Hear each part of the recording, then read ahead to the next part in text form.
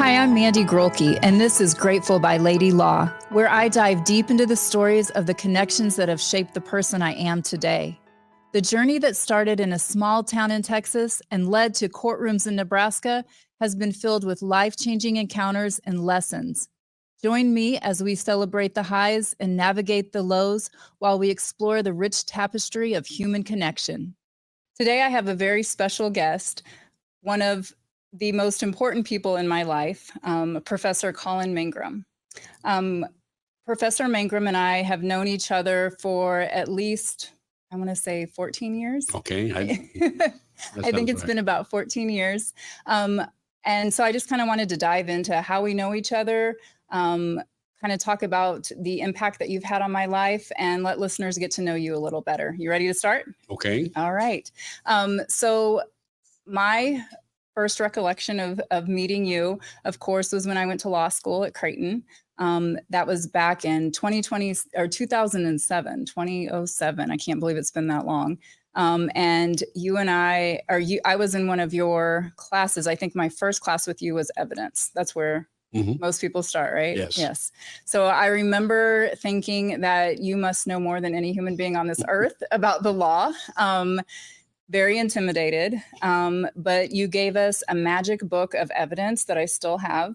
And that was when I knew that not only did you have this vast knowledge, but you knew what students needed to actually retain that knowledge, and that you cared enough to put together this special book for all of us that you gave to us at no cost. And that right there showed me, just who you are, what was important to you. And then the next major impact that you had on me was when I was on your trial team.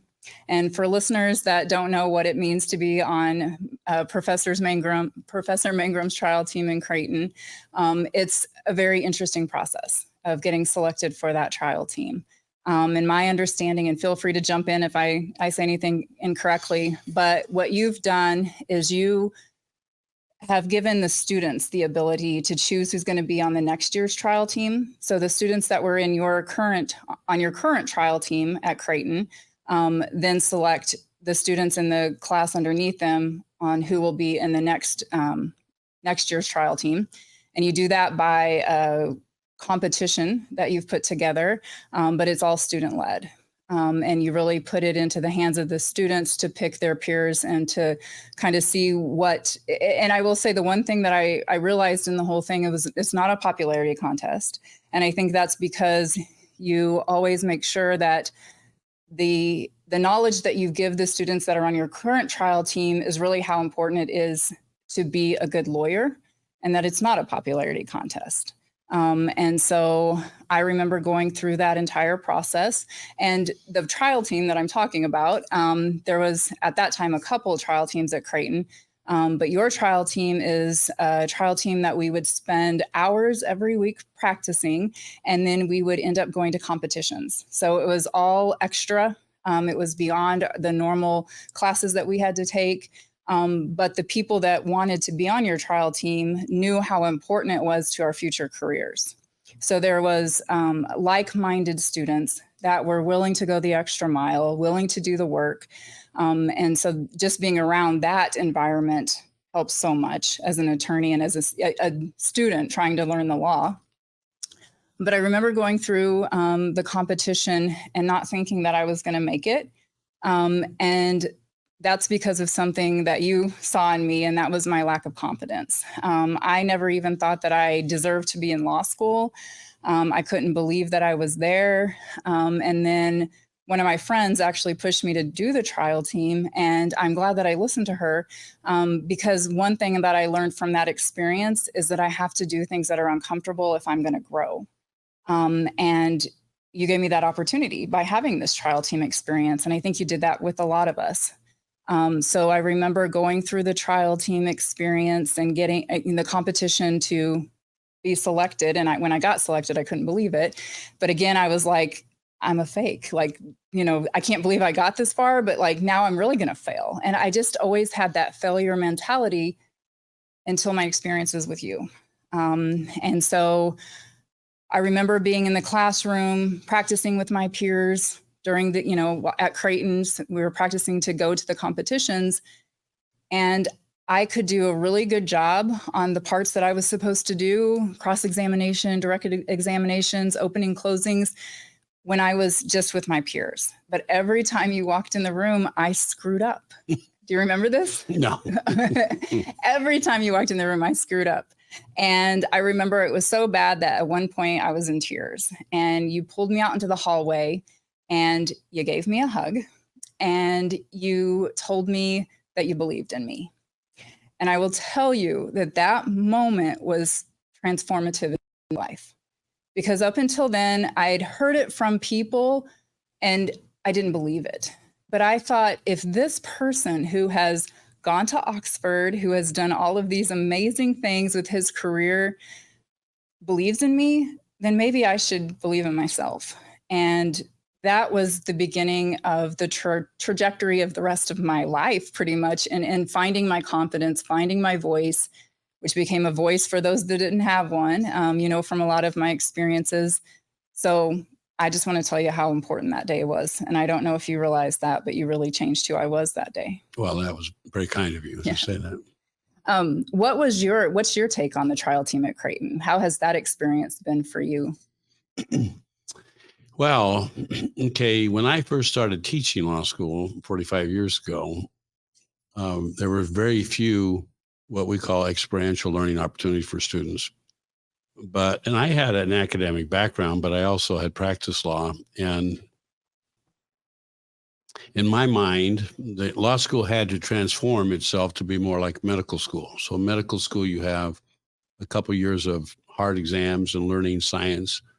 And then the last 2 years are more clinical, and then you do residencies and advanced training and fellowships. And I thought it was going to need to be more like that. And so I started organizing my trial program many years ago. Most professors don't like to do that because it's too labor intensive. Most professors become famous by writing articles and they, consulting outside the law school, that's where they make a lot of money. But I came to teach to work with students. And so I didn't want to try to publish things useful to practitioners, but I wanted to spend time with students. And I thought that students would grow more if they could find their voice and if they could get into practice-oriented programs. And so I started doing a number of what we call experiential learning. Now, I'd say maybe this was 45 years ago, but maybe 10 years ago, the American Association of Law School did a transformative change, and they mandated a certain percentage of experiential learning for every law school. So you were ahead of your time. Well, I sense what needed to be, and a lot of law schools, even the ones who have experiential learning, they most of the time bring in adjuncts that because it's so labor intensive that a lot of the academics don't want to get involved that intensively with time consuming things with students. But I came to teach to work with students. And so there's been a big paradigm shift in law schools. So now about 25% of the law school experiences are supposed to be experiential. And we have now a lot more experiential opportunities than we did before. But my trial program was the beginning of that wave, kind of. Yeah. And part of that, and in just remembering our relationship in that at the beginning, I actually had forgotten, but I do remember that moment. Yeah. And part of that is for lawyers and everyone else, part of evaluating potential is look into the quality of a person's heart and know who they are. And I could see in you, you had a pure heart, and you sometimes that impacted on your ability because you were overcritical, but you had a pure heart and you had a background before you came to law school. You were a teacher, you did other things, and you came in. I knew that you had a gift to take care of people and to be kind. There's a Jewish word, Hebrew word called Chesed, Chesed, and it's one of the attributes that's on the Kabbalah tree for the Hebrew. It's one of the attributes of God, and it's really translated loving kindness. And I think that you exemplified loving kindness, and anyone who has that as part of who they are has the potential to be a star. Thank you. Thank you for that. And I recognize that in you as well, because after I graduated from law school, we kept in touch. There's just that connection. And I think it's the fact that you're like a father figure to me. And we both talk about that. I'm not your only daughter. You have many, you have several biological daughters and sons, and you have many former students from the law school that you also are your sons and daughters. You're special. Yeah, thank you. But I do have a lot of students that I'm close to. Yes. And we all appreciate that too. I know that, throughout the Omaha community, it's a small legal community. And when you find out that somebody was on Mangrum's trial team, or that you all of a sudden, those two attorneys will have a common bond. And it's just kind of an understanding. And there's 3 things you always taught us. And I have yet to meet or come into contact with an attorney that has been through your trial team program that doesn't know those 3 things: class, coherency, and control. And you can tell a Mangrum trained attorney because of how they treat the people around them, how they treat people in the courtroom, and how they treat opposing counsel. And it's also very clear the ones that weren't. And we almost wish they could go through a Mangrum boot camp for that reason. But those 3 qualities, I know, we can talk about them a little bit more here in a minute, but Josh Dunyan, my boss, was also a Mangrum trial team participant. And we talk about pure heart as well. He does. Yes. We're cut from the same cloth. Yeah. But we talk about keeping it classy all the time. That's like paramount for us. And that's just how we always want to practice together. And so those are values that you instilled into so many people. And I think it really just changed the trajectory of a lot of attorneys in this area. We always tease about how we practice Nebraska nice, that there is always we try to maintain a civility and professionalism. We also have to zealously advocate for our client, stick to what we know is right, and all of those things. But you can do it in a way that doesn't make you stay up at night because of poor behavior or, feeling any sort of regret about how you behaved. So those are all qualities that, you've changed so many people because you've instilled that in them. Yeah, and I don't know if I've changed them because a lot of them have that in their hearts anyway, but I certainly, it's important to me is the fact I lexically order those 3. So class is first. And it is both expedient, but it's also the right thing to do. So it is, if you act with the purity of heart, it will make you happier. You'll have more of an impact, but it's also more effective. Because prior to fact, the jurors and everyone else, even clients, can sense when people are being phony or dishonest or self-interested in where they really care. And once they know you care, it changes everything.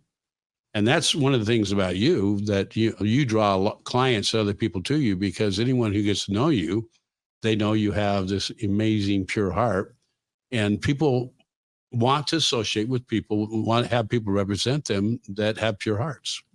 And so it is the right thing to do, but it's also an effective way of being an attorney and of being a person. It's just care about people. Yeah, absolutely. So I'm lucky enough to get to go to lunch with you about once every 2 to 3 months.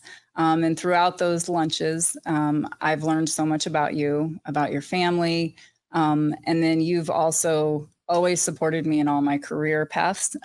Some that I know that you knew were probably just not really a phase I was going through, but just, something that I was learning from. You've always supported me in my career. So first as a public defender, and then as a prosecutor. And then when I told you that I was kind of getting burned out with criminal law, you worked so hard to help me find my path. And for that, I'm so appreciative. And, you connected me with Josh Dunyan, who's one of the owners of the Advocates here in Omaha. And that could not have been a more perfect pairing. So just your ability to read people and know who would work well together is uncanny. And so I kind of want to learn more about you, or let my listeners learn more about you, and kind of what motivated you to become an educator, and maybe a little bit about your family too. I know that's a big piece. Well, okay. What do you want me to talk about? What got me into law, or into education, or both?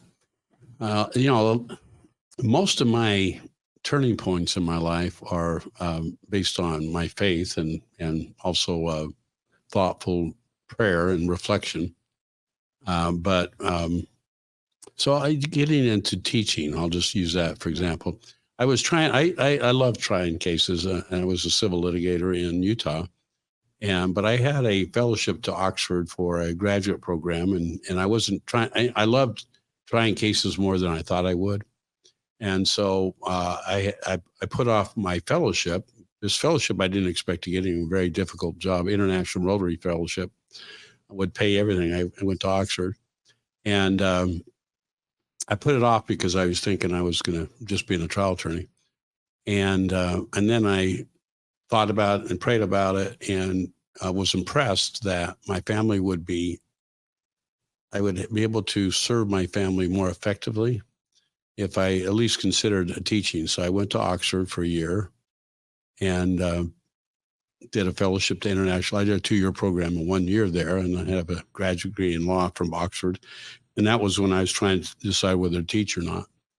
And then my firm kind of convinced me to go back and practice, and I was 99% sure I was going to go back to my practice, because that was like, I was in a very special place. The person I was working with in my firm in Salt Lake had great clients, but he hated to go to trial. And I didn't have any clients, but I loved to go to trial. Perfect. So we were a perfect fit. So I was kind of planning on doing that. And my wife said to me, you need to make a final decision and feel good about it. So she gave me some materials, and I left in the evening one time, and by that time I had children, and I went out all night thinking about it. And as the sun was coming up at Oxford morning, I was spiritually impressed that I was supposed to go teach.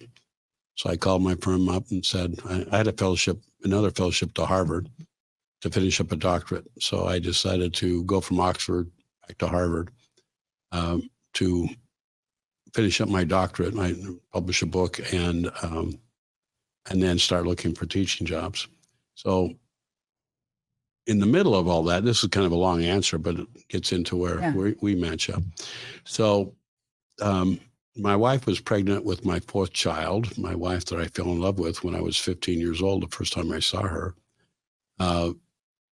She was pregnant with my 4th child, and I had gone to, in those days, you'd interview a lot of different schools. Well, you'd go to one common place, and then every half an hour, you'd interview different schools. Creighton had given me an early offer before that ALS meeting, and I had arranged for, I don't know, maybe 12 callbacks to different schools around the country.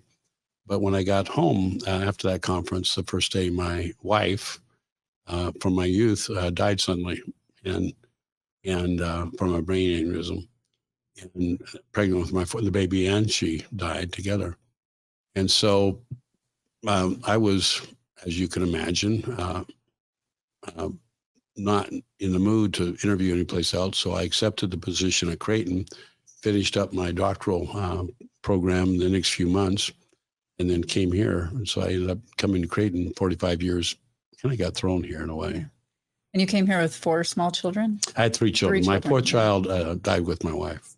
So you're brand new professor at Creighton, having just gone through a tragedy, and with 3 small children. Yeah. Did you find a support system in Omaha? Well, I have a religious community support system, but another reason why I came to Nebraska was that I have a younger brother who was in dental school in Lincoln. And so he was married with children. And so he was about done with his dental program. So I bought a duplex in Lincoln and had my sister-in-law watch my children when I went to teach, and then I would come home for the first year. And then I I got married the next summer and stayed in Lincoln for a while, and then eventually came to Omaha. But that's kind of that may not be directly answered to, but most of my decisions of significance in my life are faith inspired. Yep. And I understand that.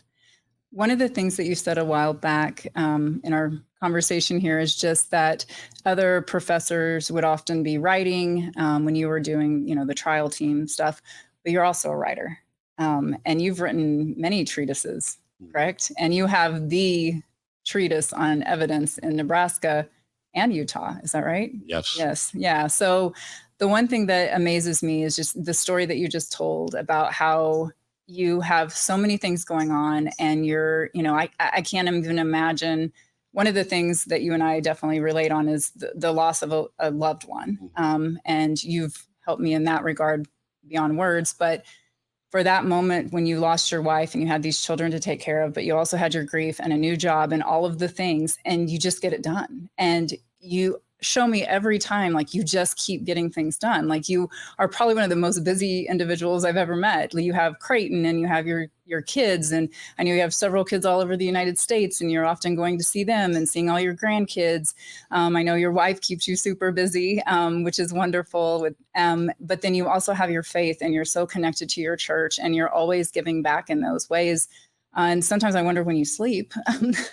I don't do a lot of sleeping, actually. I should sleep more, but but I do get involved, and I enjoy everything I get involved with. And I just came from right from my service I did in our temple up to here. And this afternoon I'm going back there. Yeah, exactly. So I spend a lot of time with my faith and with my religious community, and that's an important part of my role. And also, I think it informs who I am. Mm-hmm. Absolutely. And then you had the 3 children from your first wife. And then how many did you have with your 2? Okay, so 2. Yeah, so I remarried a year and a half, 2 years after my first wife died. And I have a miracle wife, that Anne. We had 2 children after that, but pretty remarkable. She married me, with 3 kids. So the first day she got married, she had 3 children. And also a curious thing, whenever I didn't date in Nebraska, I'd always go to Salt Lake, and I would date pretty regularly people I had not met.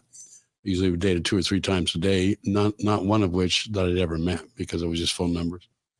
In any event, if I had any interest in the person, I would pull out a picture of my wallet, my first wife and my children.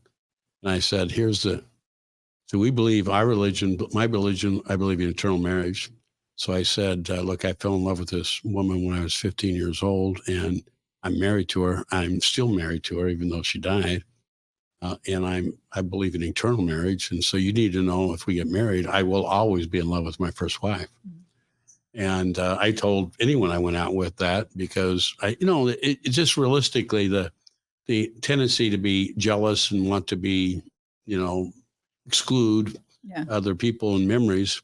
And my wife said, my wife that I've been married to now 44 years, who was a miracle to me every day. In fact, I write her a poem every day. Yes. She said, well, why would you not be in love with your first wife? And she was the mother of your children. You fell in love with her. I wouldn't think very much of you if you could just turn that off. Wow. So she gave the right answer. And she also has done more to put pictures and memories in our house. She actually had me publish our journal, my mother's journal that my wife wrote, not for publication, but it's such a powerful statement for women and for motherhood and for caring that I published it at her behest. And so she did the right thing. So I told her that she would never have to wonder whether I loved her, but she can't ask me not to love my first wife. That was part of the deal. Right. Yeah. And the fact that she embraced that. And I remember you telling stories about the first time she met your kids. Yeah. And they were a little bitty. Yeah. And she sits down and they just come running up and crawl all over her. And that visual always sticks with me about what a loving person she is. And that was that moment, it was our 3rd date. And when I dated, I almost never let the dates see my children, because I really kind of sealed them away. But my wife said, now wife said, well, let's take their children with us. So we went to a drive-in, and when people still did that. On the way, we stopped at like an A&W and got some food. And my 1-year-old, now he was just 2, spilled some ice cream all over him. And I think, oh man, this is a bad idea. But my wife started to giggle with them.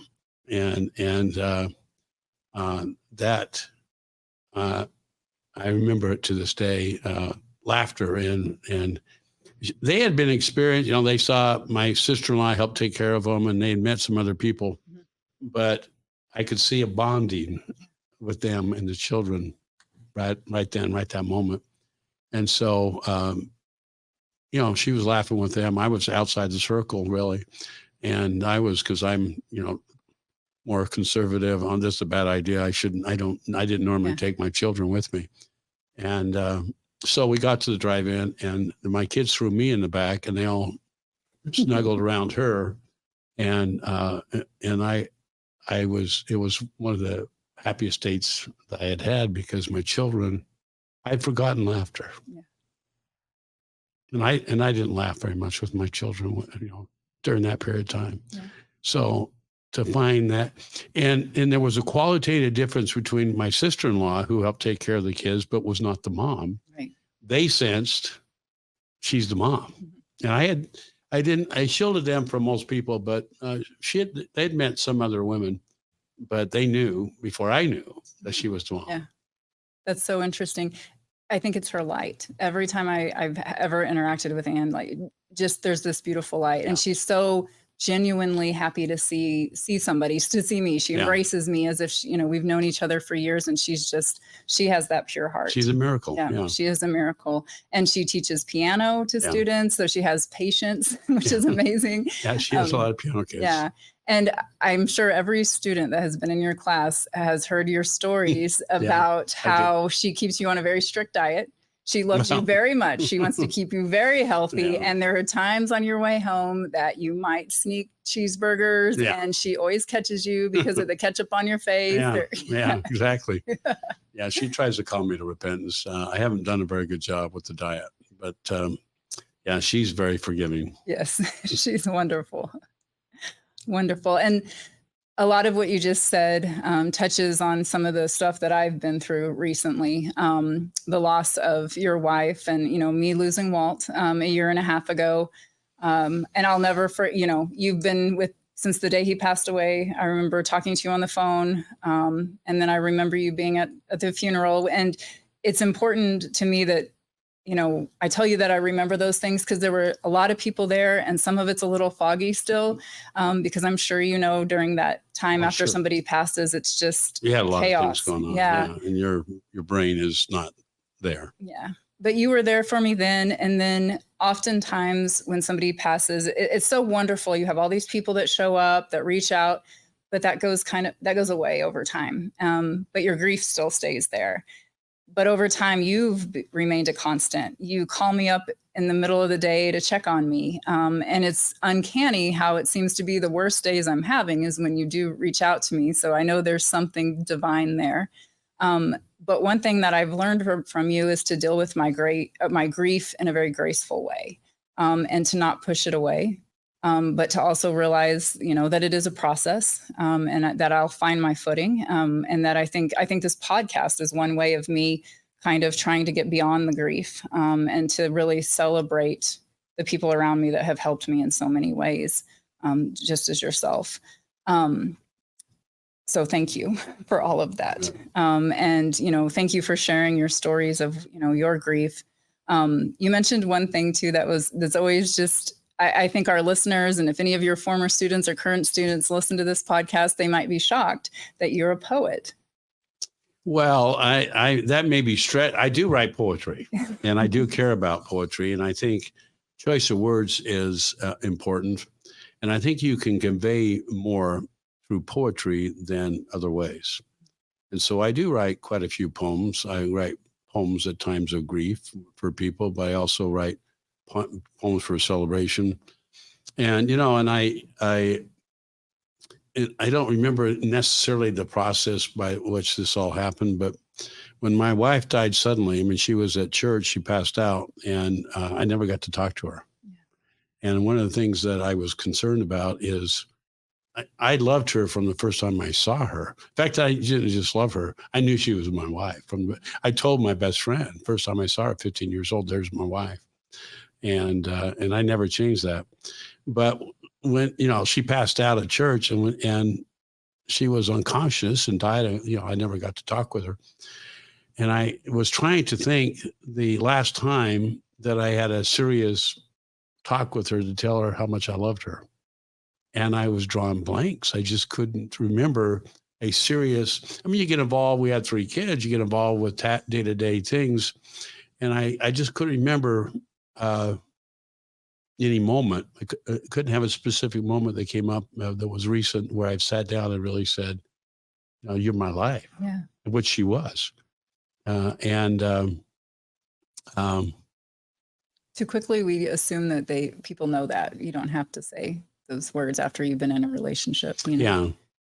So I decided that if I ever got married again, that I would make sure that they would not have to wonder. So I get so task oriented that I decided into a couple things that I did. That one is to write a poem every day. The first thing I do, because if I do it when I get up, as I'm getting ready, I just write a poem. So now I have a book. For a while, I wrote a poem and then scraps of paper, and then I thought they just got thrown away. But then I was looking for something, I found a drawer, and it was piled full of these pieces of paper. My wife kept every one of them. So then I got like a journal book, and then I just write them. So I filled many books. Wow. And I also, I mean, this is answer your question, but I buy my wife a corsage every Saturday for Sunday. And for a long time, she, you know, money became important. So I was spending money on a corsage. And I usually buy a dozen roses or something else when I do that. She says, you know, we can save money doing this, but no. Right. So for me, I don't want to ever have that feeling again where, you know, I was totally in love with my wife, and I knew she knew it, but I didn't really have that many vivid memories of sitting down and explaining all that to her. Yeah. So that's not going to happen again. That's partially why I write poems to my wife and every day, and give her flowers and try to make sure that I don't end up in the same spot. It's so beautiful, and so many people can learn from that. Just hearing what you do, that's more than most people do, to take the time to let somebody know that you love them. I learned that by suffering, though. I didn't do it instinctively to my first wife, even though I felt those feelings so powerfully. I felt ashamed. Yeah. We get caught up in the rat race and forget. I felt like I neglected her too much. I was doing school, I was doing work, I was doing this, I was taking care of the kids. I got all those things. And there were times where obviously that I told her I loved her, but I didn't think I did enough. I'm sure that Anne appreciates every single poem. Well, she gives way more than she ever receives. And she is, she reciprocates in every way. She is by far the biggest giver in our family. She takes care of everyone, not only me, but our children, our grandchildren, our great-grandkids. I have 20 grandkids, and I have now 4 great-grandkids. That's incredible. I'm about to have one more grandchild and one more great-grandchild in the next 6 weeks. I have 2 on the way. And Anne knows all the birthdays, it's just incredible. She keeps me organized. I don't know, but she tells me when to write the notes, and I write poems to my grandkids and things. And one thing that I think is really incredible is the legacy. So you have all this family, this legacy. You have all your kids from school. So that's one legacy you have, but you have a legacy of your biological children and the accomplishments they have. Yeah. So tell us a little. Yeah. Well, my kids it's embarrassing how well they I'll give you a quick. Yeah. So my oldest daughter is, she raised 5 children, and their children are, has 5 amazing children. Her oldest child is, he's potentially revolutionizing dental work, and he's a biomechanical engineer, and he's for Ultradent. He's changing the way they're going to be working on teeth with electronics. So she has 5, and one just came back from mission to Japan. I love them very much. I talk with them almost every day, and she has a bunch of 2 daughters that have children, and that's where my great grandkids come from. And then my next son is Brett, who's an attorney. He's a patent attorney. He was an electrical engineer. He helped develop digital light projection, actually DLP. He has like 10 patents with his name as inventor on that. That's incredible. But now he's a very high-end patent attorney down in Dallas. And he has 5 kids, and I just was able to do the marriage ceremony for his second oldest child. I did the first and second now. And then the third son is Wells. He's a neuroradiologist, and he graduated SUMA at Harvard, free male, full-time free. And now he's a neuroradiologist, or radiologist generally. He's up in Wisconsin. And his oldest son just started Creighton undergraduate. Oh, wow. So I get to see him every nice. week. And so he's going to be a doctor. And then my third son, which is the first son of Ann, he's an endocrinologist down in Oklahoma City. And he has 4 kids. And then my baby is an attorney, and Rebecca, she's also Ann's daughter. She's in Colorado Springs. She's an attorney, and she's married to an attorney, and she's now working with juvenile division in El Paso County. She's about to have her second child. She's a wonderful person. I've met her too. And Becca's a fun person. My kids are pretty. Each one of them are outperforming anything I've done. They're incredible. But one thing that I love about you is how humble you are. But you have contributed, again, so much family, church, school, but also to the law in Nebraska. You have cases that are precedent, and, in a lot of the issues that that you've had cases that have made a big impact. Also, you help write legislation in Nebraska. So you're kind of a go-to for a lot of people that need that expertise. Where did all of the drive to be so involved in all these different areas come from? Well, most of the motivation for me is people. I teach because I love my students, but for example, the legislation that I've done, and it's all evidence related, but I care a whole bunch about babies and children and abuse.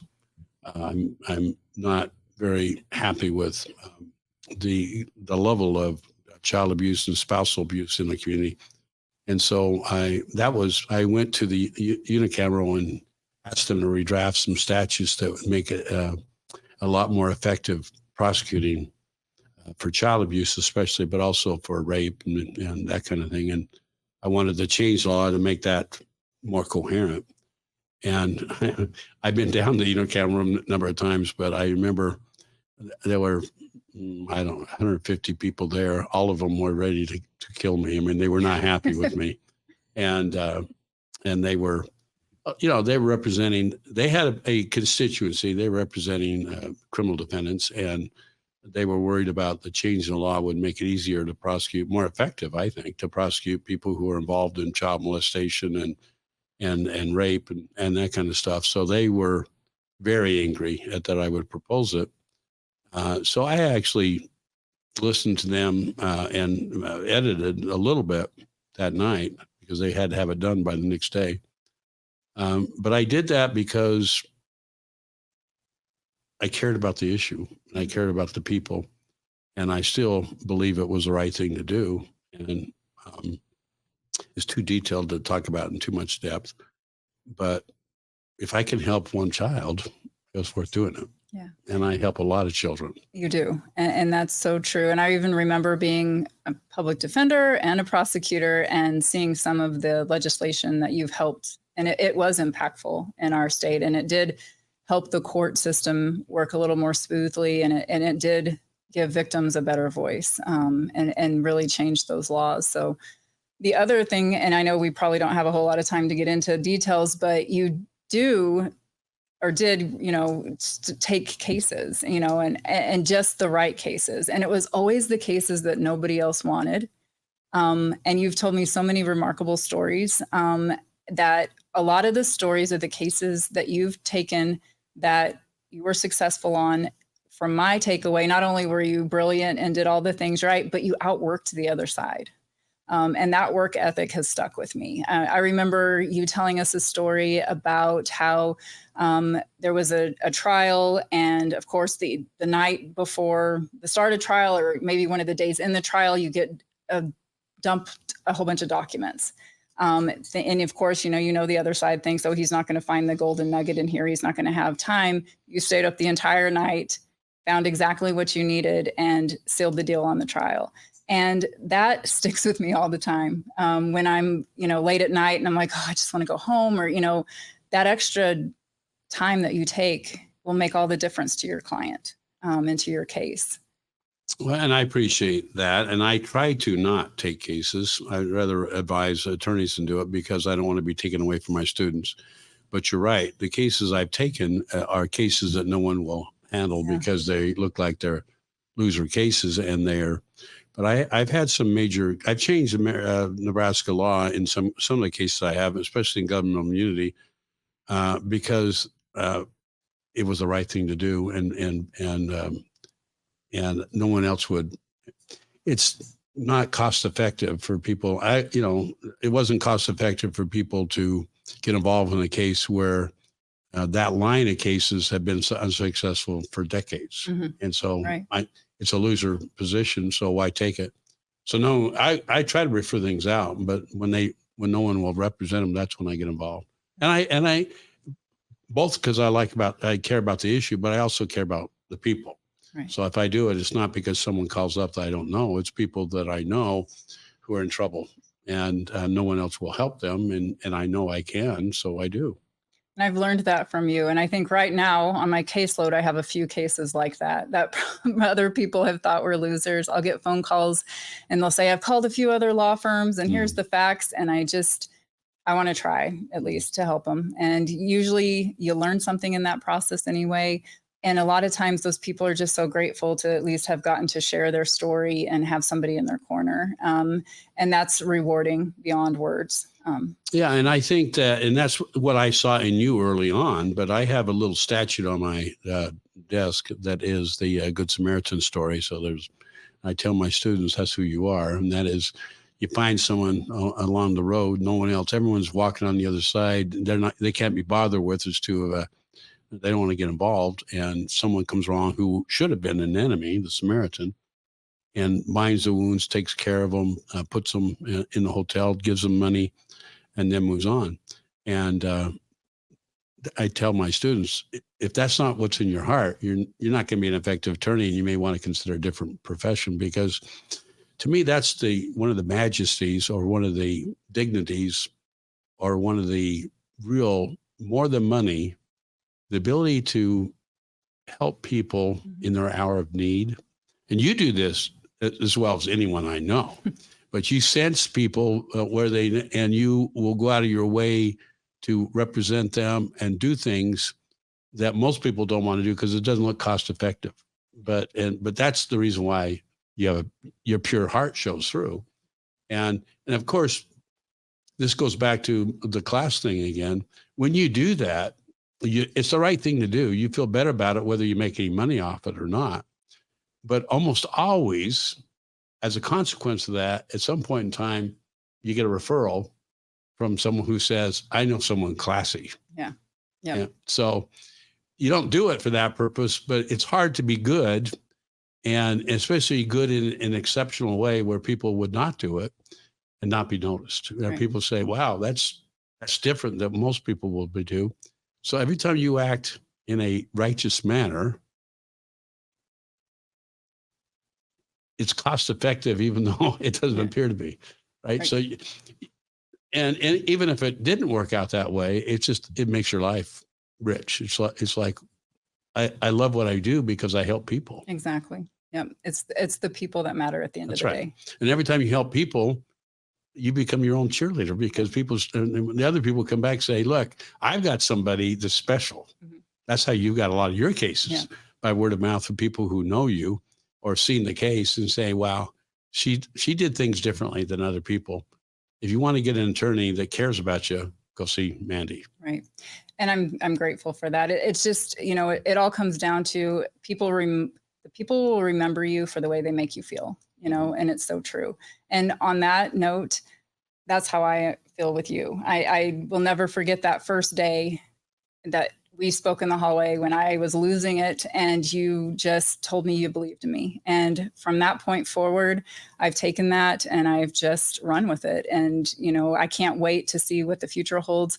I'm so grateful we still have this amazing connection. I look forward to our sushi lunches all the time. Yeah. And it's just, thank you for being on my podcast. But I want you to know, and I want, all of our listeners to know that when you find somebody like you have been in my life, hold on to that, because when you have somebody that's willing to support you and, answer phone calls and listen to questions and listen to you when you're having a bad time in your life, like that's, and you have so many other things going on, like I value that so much. Well, I get more out of the relationship than you do. Thank you. Because you are a daughter, yes. and I've told you that, and I care about that. And my life has been enriched by having you as part of it, having you as one of my daughters. It really validates the whole point of going into law and teaching, is because they have people. I love to see my people soar. Yeah. I mean, when they come out and they do amazing things, I have personal satisfaction, an enrichment that makes me smile. And I can talk to my wife about when I see my children starring. Yeah. Yeah. And you have a lot of former students that are judges and top attorneys, and not just Nebraska, but other states. So you have a legacy that you have built. And that's why I teach rather than practice law. I mean, I'm jealous of the people who get to go and try cases, but not jealous enough to leave my students to go do it. Yeah, that's awesome. Well, I think we're about to run out of time. Okay. So thank you for being here. All right. This has been pleasant. Yeah, absolutely. Thank you, all the listeners, to this episode of Grateful by Lady Law. You can check me out on YouTube, Apple Podcasts, Spotify. There's several ways to find Grateful by Lady Law. We're grateful that you are here, and we can't wait to see you at the next episode. Thank you for listening to another episode of Grateful by Lady Law. Be sure to follow this show on all of your favorite social media platforms. Listen wherever you get your podcasts, and subscribe to our channel on YouTube. We'll see you next time on Grateful by Lady Law.